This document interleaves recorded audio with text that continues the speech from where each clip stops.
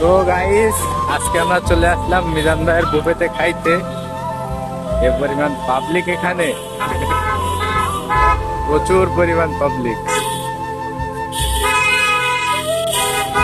মামা তুমি কি খাইতে আসছো? আমরা ভাইরাল মিজান ভাইয়ের এখানে খেতে আসছি, তোমরা কাউকে বলো না হ্যাঁ? তোমরা যদি চাও তোমরাও খেতে পারো। এরকম মিজান ওই যে রান্না করতেছে এখানে, দেখছো? কারণ আমরা খেতে আসছি, তোমরা কাউকে বলার দরকার নেই, আমরা গোপনে আসছি।